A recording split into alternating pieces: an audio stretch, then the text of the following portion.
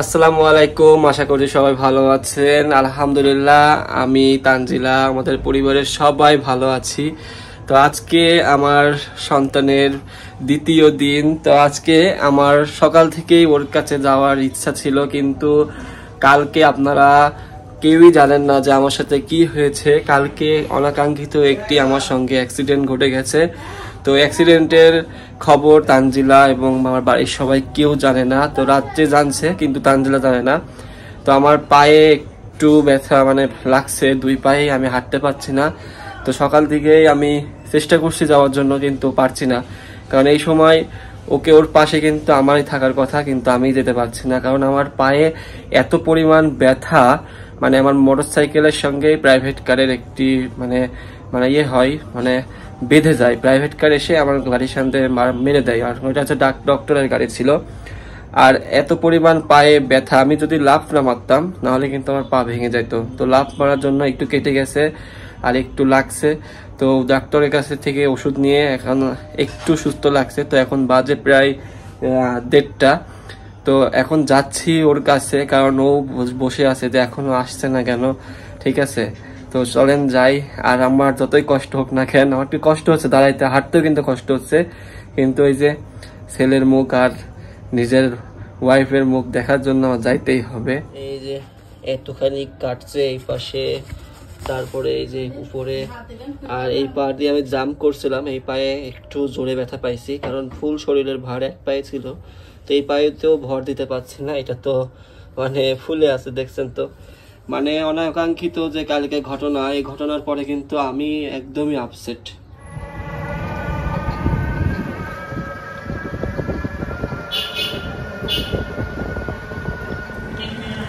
আমরা দুই ভাই যাচ্ছি এখন, ঠিক আছে। গাড়ি নিয়ে তো আর পারছি না, গাড়ি একদম এক সাইড ভেঙে গেছে, তো গাড়ি সার্ভিসিং এ দিতে হবে। এই যে আপনাদের আপু একটু উঠে বসছে, কারণ একটু শরীরটা একটু আস্তে আস্তে ইমপ্রুভ হবে। আর এদিকে আছে চাচি, একদম আমার সুজি একদম পাতলা খাবার খাইতে বলছে ডাক্তার। তো এখন রক্ত দিবে, কারণ রক্ত কালকে লাগি নাই, তো আজকে একটু লাগবে 1 ব্যাগ। তো কালকে 80 ব্যাগ দিয়ে রক্ত নিয়ে আসা হয়েছে, দেব এই রক্ত, বুঝছো, একদম খাঁটি, কোনো ভেজাল নাই, পরীক্ষা করে নিয়ে আসে কিন্তু, বুঝছো। আর এদিকে হচ্ছে আম্মু বসে আছে।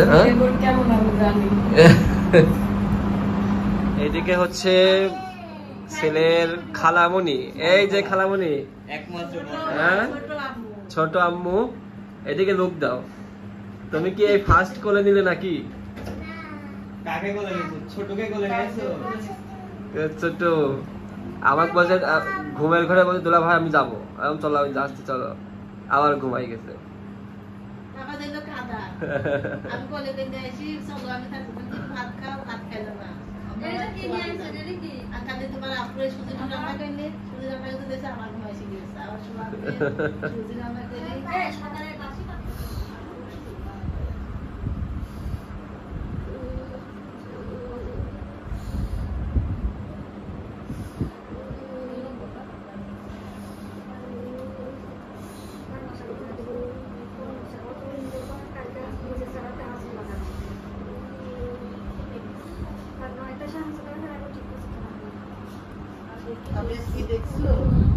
ব্লাড দিচ্ছে, এটা কালকে নিয়ে আসলাম। আস্তে একটা বালিশ দাও। এই যে আম্মু হচ্ছে সকালে চলে আসছে তানজিলার ওখান থেকে, আর আমি এখন যাচ্ছি খাবার নিয়ে, কারণ ওখানে চাচি, আমার শাশুড়ি মা আর তানজিলার জন্য খাবার আলাদা, তাদের জন্য খাবার আলাদা। ঠিক আছে, এগুলো নিয়ে যেতে হবে। একদম পা ব্যথা, পা ফুলে আছে, এই অবস্থায় যাইতে হবে, কিছু করার নাই।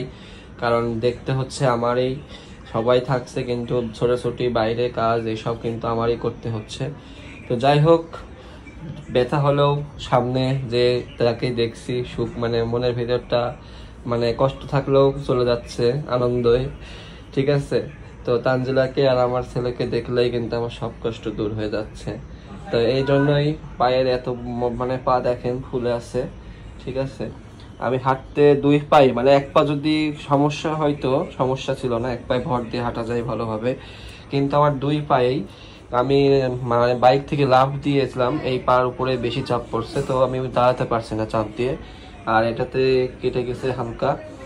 তো এই যে এখন যাচ্ছি ওর খাবার নিয়ে, খাবারের টাইম কিন্তু হয়ে গেছে, দ্রুত যাইতে হবে আমার। আমার এই যে গাড়ির অবস্থা, এক সাইডেই মানে এই সাইডে এসে যে প্রাইভেট কারটা, মানে আমি সোজা যাচ্ছিলাম আর সাইড থেকে প্রাইভেট কারটা আসছে, তো ওনার ব্রেকে কাজ করে নাই, উনি এসে সরাসরি এখানে মাইরে দিছে।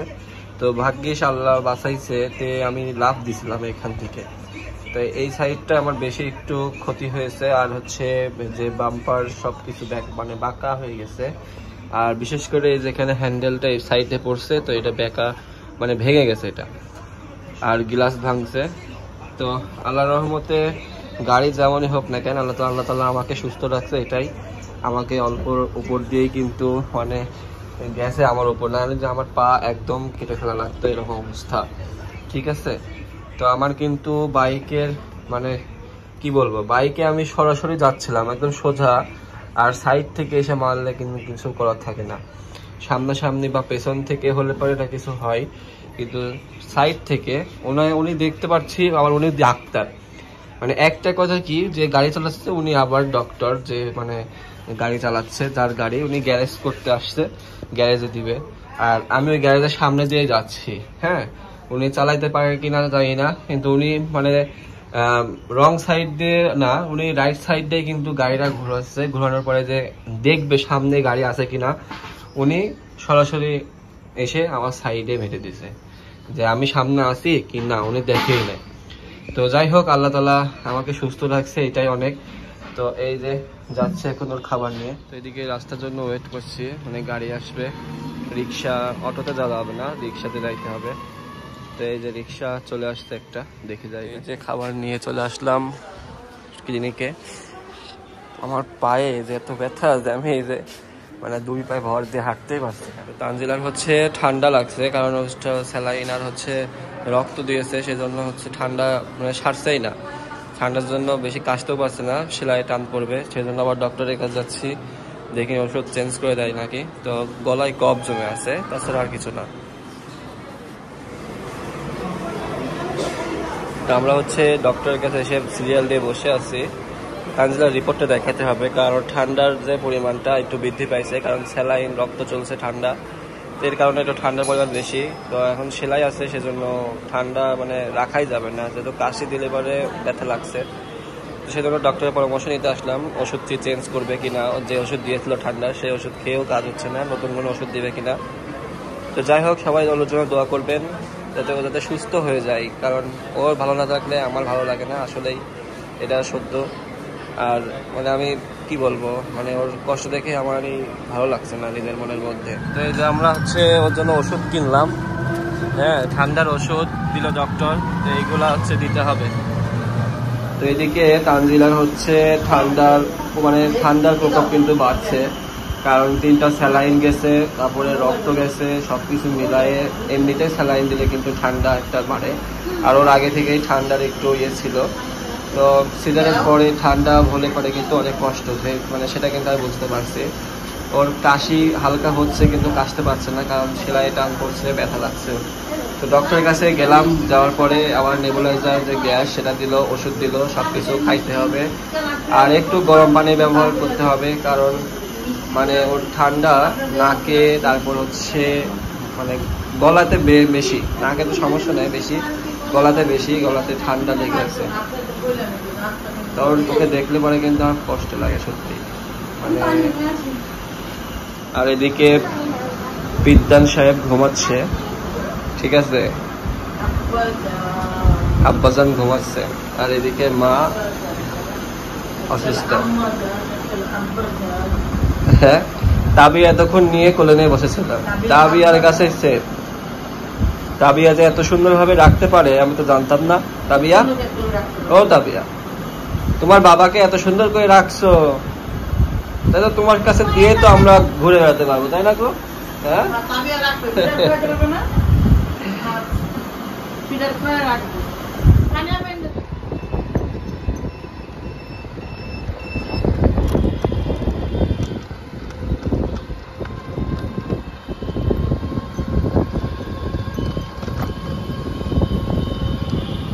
তো আজকে তানজিলাকে বাসায় নিয়ে আসবো, আজকে রিলিজ দিয়ে দিয়েছে, তো ওয়েলকাম জানানোর জন্য কিছু ফুড নিলাম, আর আমার বেবির জন্য হচ্ছে একটা ছোট্ট ওয়ার্ড্রোব নেওয়ার জন্য যাচ্ছি, কারণ ওর জামা কাপড় ওর হিসাবে থাকবে। অনেক কাজ, সত্যি কথা, দুইজন একদম বের হয়েছে কারণ বেশি টাইম নাই। তো এই যে এই কোয়ালিটির ওয়ার্ড্রোব,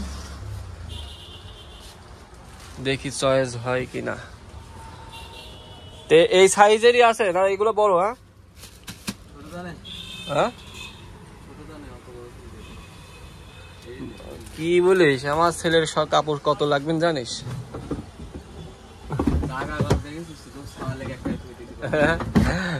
তাহলে চাচার অবস্থা কথা কি শুনছেন? হ্যাঁ সব বাবা দেখেন কোন সাইজ নেবেন দেখেন। এই 5 ডয়ার কত, 4 ডয়ার কত? এটা 6,500, এটা আপনার আছে 7,500। এটি 7,500। এবার বেশি দেওয়া আছে, এবার 9,000 টাকা দেওয়া আছে। কি কোন কোম্পানি রে? এটা আকিস গ্রুপের। আরএফএল গ্যারান্টি না, আকিস গ্রুপের 12 বছর গ্যারান্টি। ভাঙলে নিয়ে আসেন, পাল্টা দেবো। যে ডর ভাঙবে সে ডর। আর এটি 4.5 6.5 এটি 7 7.5 এক ডর কম বেশি, সাইজ একই। নিচে চিকন নেবে। আর এই যে চিকন গুলা, কোনটা? এই যে চিকন গুলা 4 ডর, এই যে এটা চিকন, নিচে চিকন আছে, এটা ভালো হয়, খারাপ না।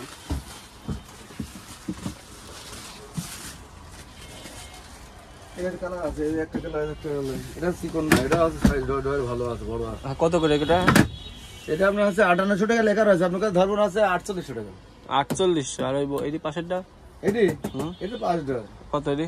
5 ডর আপনার কাছে 6000 টাকা। 6 আর এটি 6, এটি 6.5 আর 7.5। তফাৎটা কি হইলো তাহলে? তুষার আর চিকন আছে। হ্যাঁ ওটা একটু চিকন, এটা তুষার বেশি। তো এই যে এই ওয়ার্ডরোবটা আমার বাবুর জন্য কিনলাম। কি গ্যারান্টি ওয়ারেন্টি দেবেন বলেন? হ্যাঁ, যদি কখনো ডর ভেঙে যায় নিয়ে আসবেন, চেঞ্জ করে দেবেন। কেমন লাগছে দেখ, কেমন লাগছে আছে বলতো? এই কালারটা কিন্তু সুন্দর। হ্যাঁ, হিউজ পরিমাণ জায়গা কিন্তু অভাব নাই। ঠিক আছে, একান্ত এটা আমার ছেলের, এই ওয়ার্ডরোবটা একান্ত আমার ছেলের জন্য। এদিকে অনেক জিনিস, তো কিছু জিনিস কিনলাম বাবুর জন্য। ঠিক আছে, বাবুর জন্য কিনতে আসলাম শুধু এই ড্রয়ারটাই, এই ওয়ার্ডরোব টাইপের। এইটা কিউট না, এটা একদমই ছোট। ও হোয়াইট, সাদা ইয়ে যায়, ওই কালারটাই ভালো। এই কালারটা ভালো না বল?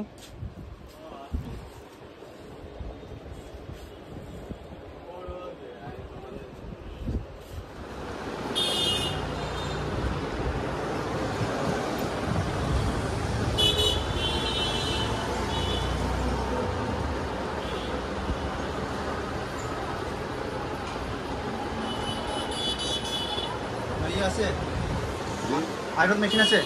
তো এই যে একটা ছোট্ট বেবি ওয়ার্ডরোব।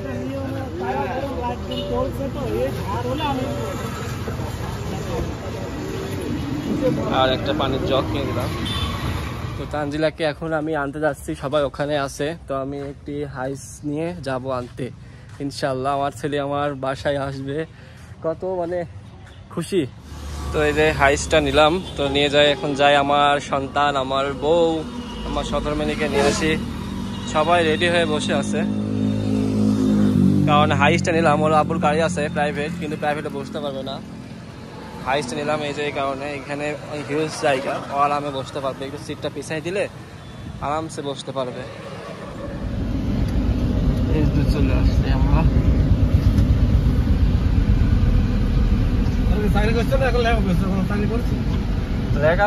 চলে আসলাম ওকে নেওয়ার জন্য। এই যাওয়ার আব্বুকে নিয়ে যাব আজকে। এই যে সব এখন তোলা হবে। তুমি রেডি? হ্যাঁ,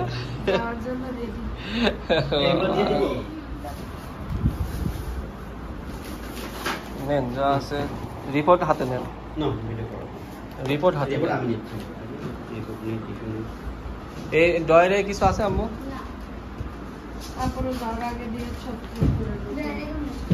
আর ওই স্যালাইন হচ্ছে এগুলো নেন, স্যালাইন ব্যাগ দেওয়া লাগবে।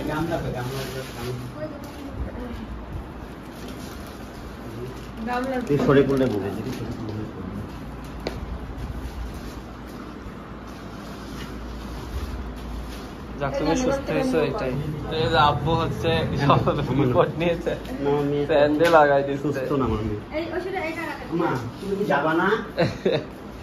হ্যাঁ তুমি আসো, চলে গেল সবাই, ছোট চলে গেল দেখি। এই যে আমরা এখন যাব বাসায়।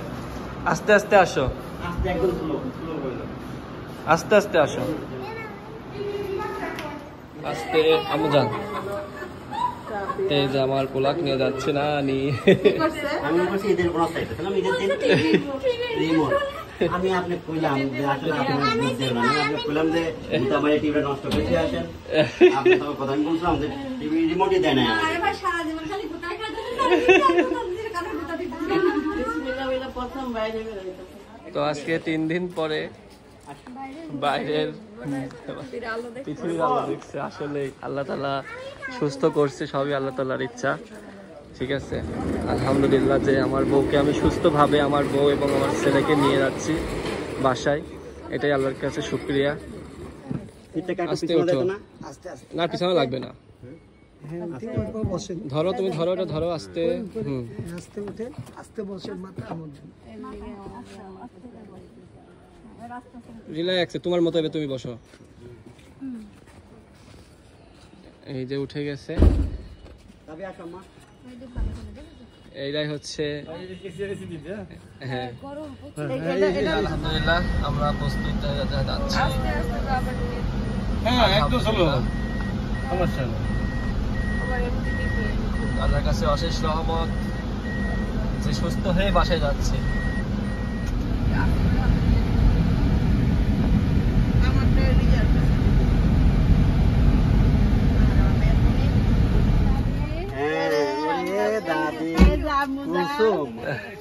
তো এদিকে হচ্ছে আম্মু সবাইকে ফুল দিয়ে স্বাগতম। ঠিক আছে,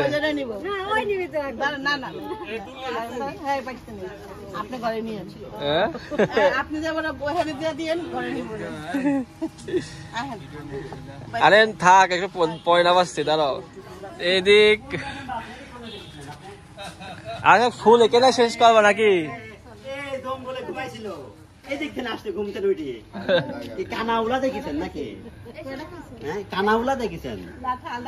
পাঁচটা খাইছে,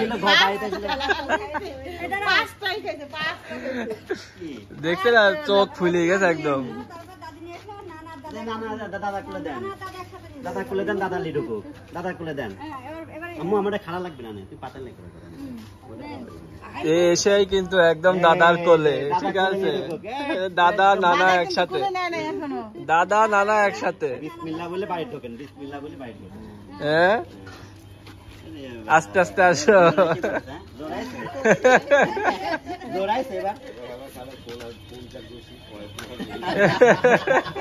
জোর চলে আসে, প্ল্যান করতে কি কি করবে এখনই প্ল্যান। আগে ঢুকতে দাও, ছেলে ঢুকুক আগে। এই যে আমার ছেলে প্রথমে ঢুকে গেছে বাসায়। যাও, আসো আসো আস্তে। এই যে আমার সহধর্মিনী আমার বাসায় চলে আসছে সুস্থভাবে, আলহামদুলিল্লাহ। আসো। তো প্রথমে এসে আমার দাদির সঙ্গে দেখা করবে। এই যে আসলাম, তো খুব ভালো লাগলো যে সবাই সুস্থ সুস্থ বাড়ি আসলো। হ্যাঁ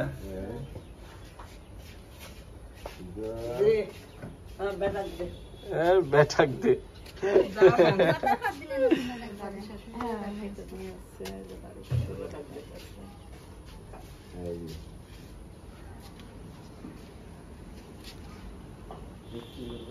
সেই নিছিলে আমার, তারপরে কাক নিছিলে?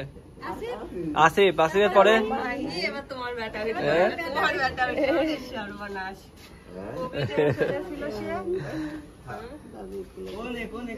আমরা খুব খুশি। আয়শা এখানে মনে হয় অনেক কিছুর আয়োজন করছে, আমি জানি না। অনেক কিছু না, ওই ছোটখাটো যাই হোক, এটাই অনেক কিছু। হ্যাঁ। এই যে আমার সহধর্মীকে একটা ফুলের শুভেচ্ছা, ফুল দিয়ে ওয়েলকাম করলে। ওর যে টেনশনে আমি ছিলাম, হ্যাঁ তুমি অ্যাক্সিডেন্ট করিছো টেনশনে। ঠিক আছে, আমার যা হয় আমার হোক, বাবু হয় ওই দিন অ্যাক্সিডেন্ট আমার- করে, টেনশনে অ্যাক্সিডেন্ট করে না, ওর দোষ ছিল না, দোষ বিপদের হলো, উপর বিপদ। ঠিক আছে, দোষ হলো ওই লোকের ছিল। আমার যা হয় হোক, যে এক্সামে সুস্থ হবে বাসায় নিয়ে আসতে পারছি, এটাই আমার কাছে আলহামদুলিল্লাহ। আশা। যাও বিসমিল্লাহ বলে ঢুকে ছোট পড়ো। কই ছোট আসে এরা কি মানে ঘুমের তাল মাটাল করছে, বুঝলাম না। বিয়াই তো তাল মাটাল। বিসমিল্লাহ, আমার নাতিদার ঘরে আছে। ঘরে সে চলে আসছে।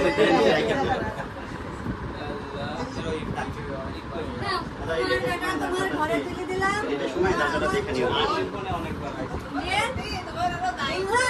তোমার বেটা তোমার ঘরে তুলে দিলাম, এবার আমার ছুটি। ছুটির ঘন্টাতে এখনো দিই নেই, ছুটির ঘন্টাতে এখনো বাজায়নি আমরা।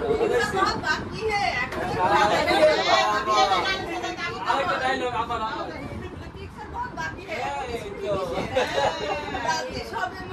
আব্বু হ্যালো, কথা জোরে বলো বাবা। হ্যাঁ বলো।